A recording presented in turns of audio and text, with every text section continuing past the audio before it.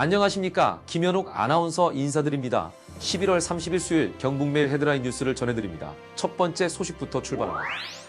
한국의 탈춤이 30일 모로코 라바트에서 열린 제17차 유네스코 무형문화유산 보호협약 정부 간 위원회에서 인류 무형문화유산으로 등재됐습니다.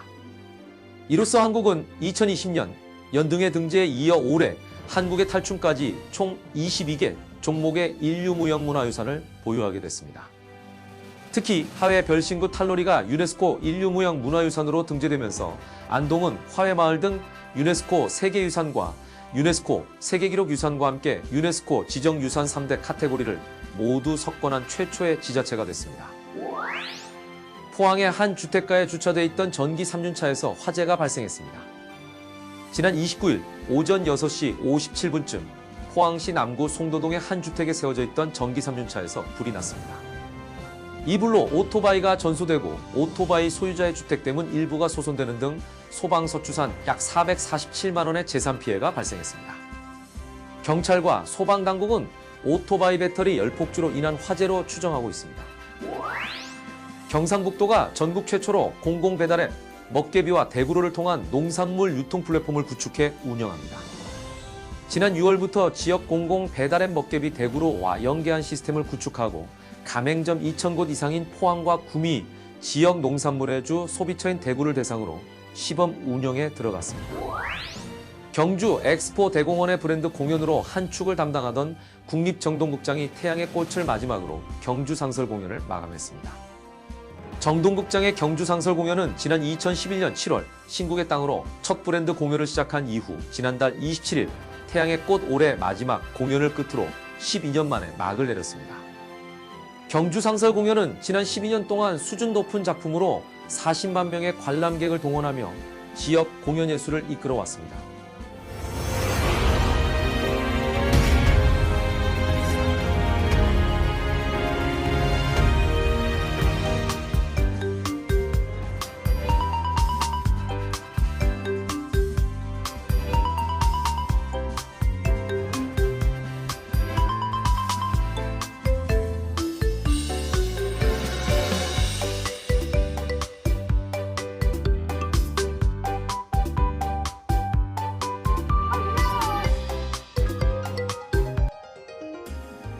최근 북한이 울릉도를 향해 지대공 미사일을 발사하자 울릉도에 공습경보 사이렌이 울렸지만 그 영문을 몰라 큰 혼선을 빚었습니다. 이 같은 혼란을 방지하고자 정부는 북한 미사일 도발 등에 따른 민방위 경보 시 전달 책임 기관을 추가하는 등 관련 규정을 개편했습니다.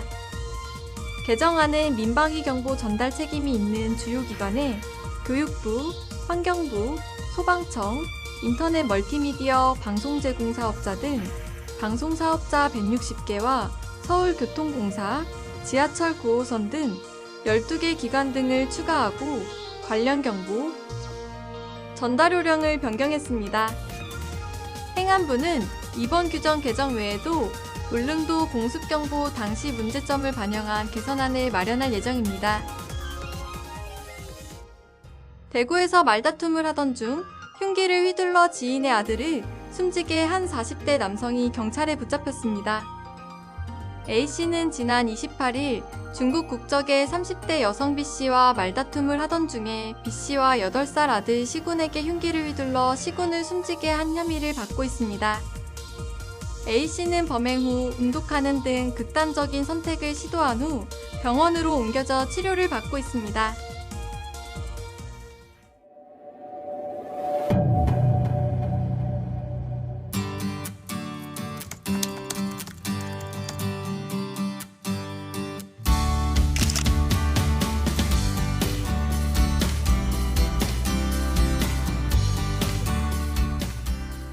대구와 경북 전역에 한파경보, 울릉도와 독도에는 강풍주의보, 동해에는 풍랑주의보가 발효 중입니다. 건강관리와 안전사고에 유의해 주시기 바랍니다. 자세한 기사 내용은 경북매일신문과 홈페이지에서 보실 수 있습니다. 감사합니다.